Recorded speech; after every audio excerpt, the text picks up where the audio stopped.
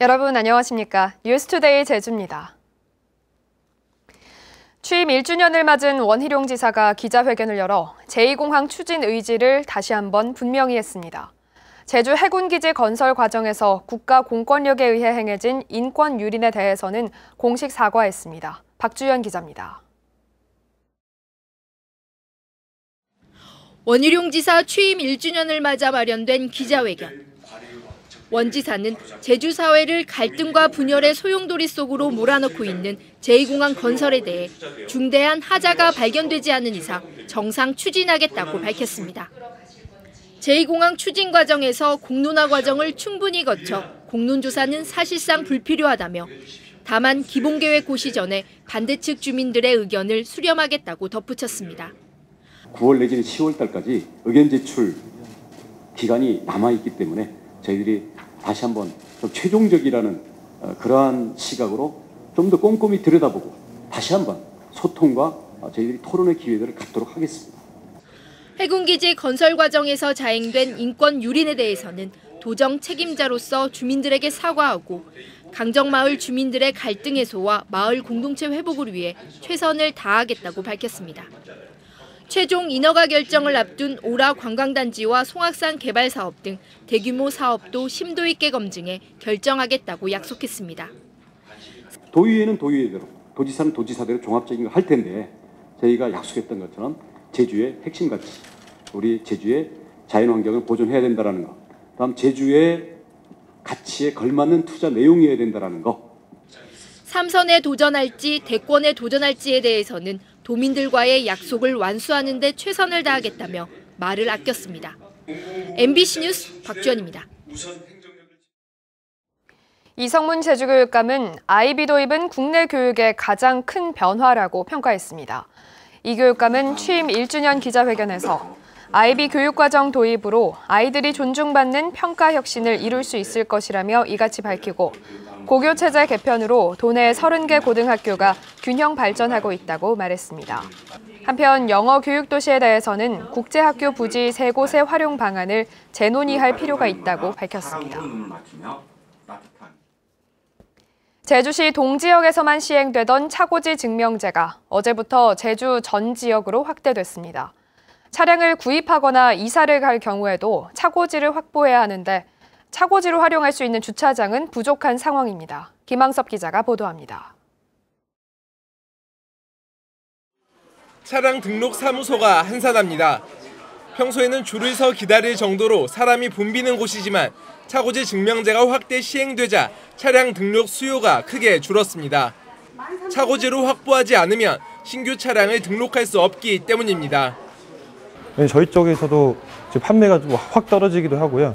일단은 차고지가 이게 되는 줄 알았는데 막상 시행을 봤더니 또 차고지가 안 된다고 해서 취소가 되는 경우.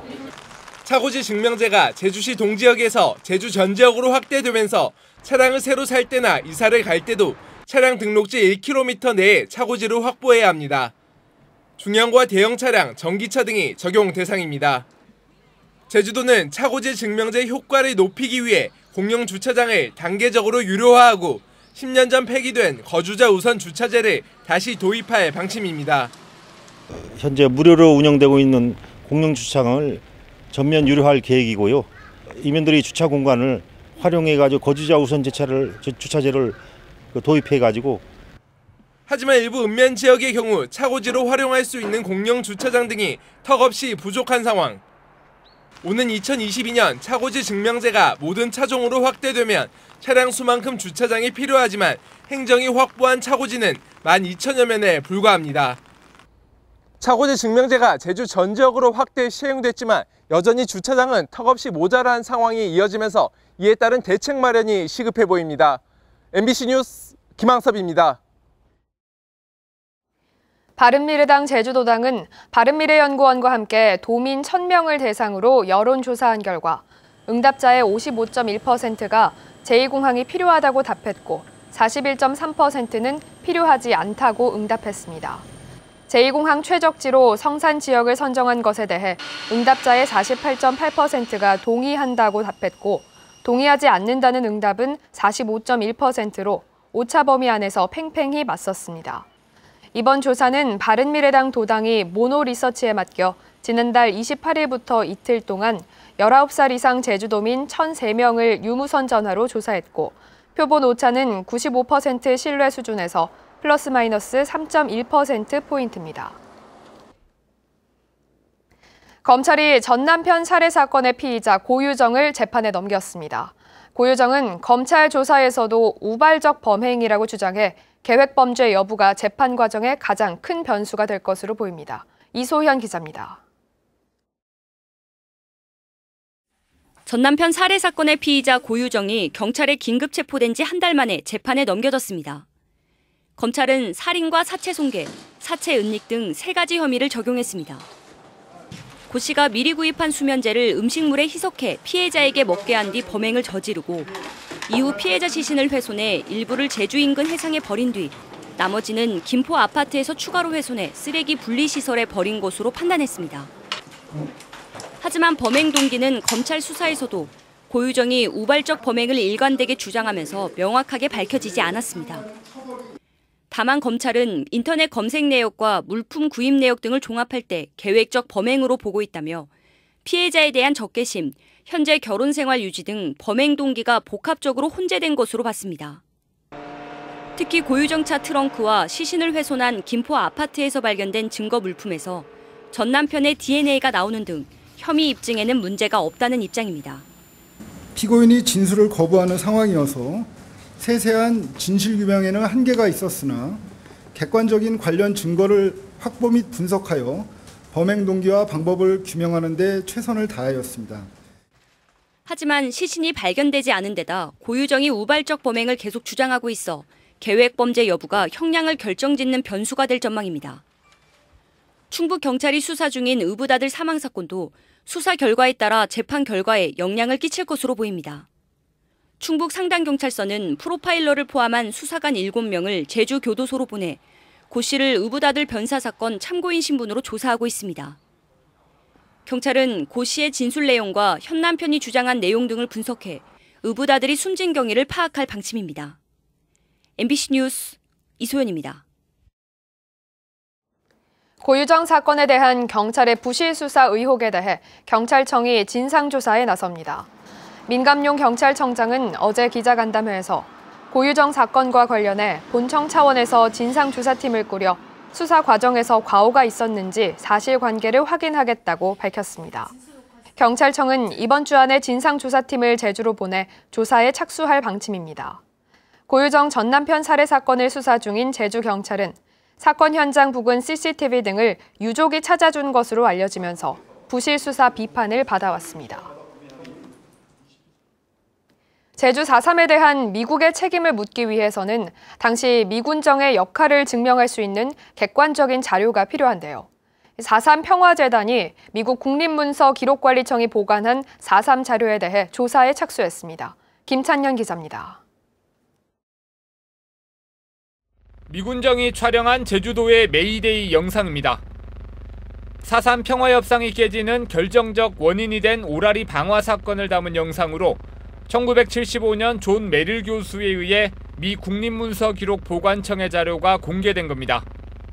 영상이 공개되면서 미군정이 무장대가 저지른 방화 사건으로 몰아가기 위해 촬영과 편집을 한 정황도 드러났습니다. 이후 지역 언론의 취재가 이루어지면서 결국 오라리 방화 사건은 경찰의 지원을 받은 우익 청년단원의 소행으로 밝혀졌습니다. So what has to happen is the truth has to come out from South Korea and you have to publicize the truth. It doesn't make any sense to ask for an apology because no one knows what you're talking about. 4.3 당시 미군정의 역할을 밝히기 위한 추가 자료조사가 미국 국립문서 기록 보관청에서 시작됐습니다. 제주 4.3 평화재단은 조사단 3명을 현지로 파견해 올해 말까지 조사를 벌일 계획입니다. 2001년에 확보한 주둔 사령부 자료 외에 상부기관에서 작성한 문서 등을 중점적으로 살펴볼 계획입니다. 미국 어떤 본토의 정보 단위로 가면 그렇게 많은 것들이 없을 수 있지만 그래도 책임 소재를 조금 분명하기 위해서는 상부 단위로 가는 이런 문서들을 이번에 찾을 계획입니다. 4.3 평화재단이 추가 자료조사에 나선 가운데 미국 정부의 사과와 책임 규명을 촉구할 수 있는 결정적인 자료가 나올지 조사 결과에 관심이 쏠리고 있습니다. 워싱턴에서 MBC 뉴스 김찬현입니다.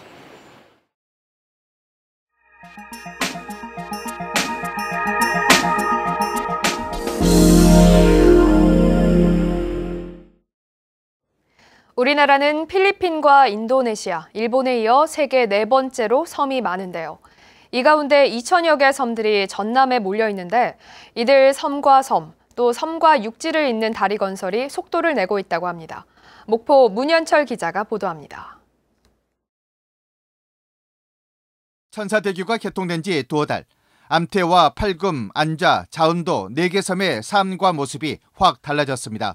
늘 해야 했던 바다 날씨 걱정이 사라졌고 수영차로 버스로 한나절이면 서울 나들이도 가능해졌습니다. 집에서 아침에 일찍 나가면은 저녁 오후 늦게쯤 떨어졌어요.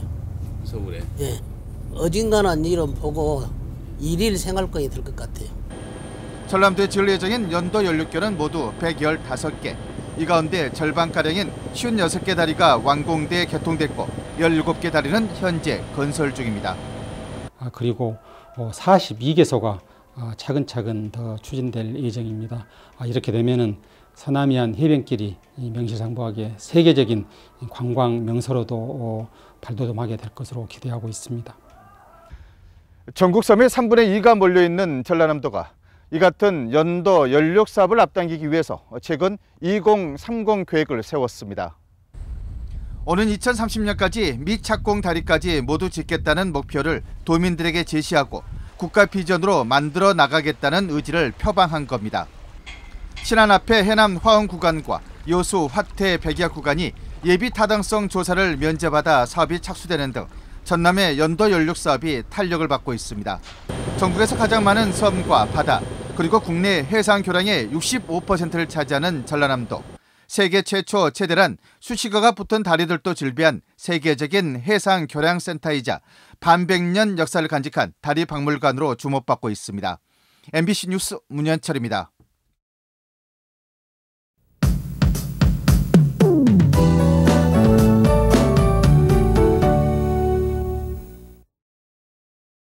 오늘은 구름 많은 날씨를 보이겠습니다. 다만 지형적인 영향을 받는 남부 지역과 산지엔 오후 한때 빗방울이 떨어지는 곳도 있겠습니다.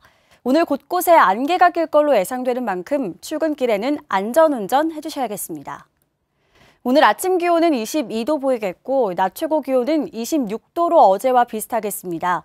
내일은 일시적으로 장마 전선의 영향을 받으면서 흐리고 비가 오겠고요. 내일 낮 최고 기온은 27도로 덥고 습한 날씨를 보이겠습니다. 다음은 자세한 지역별 날씨입니다.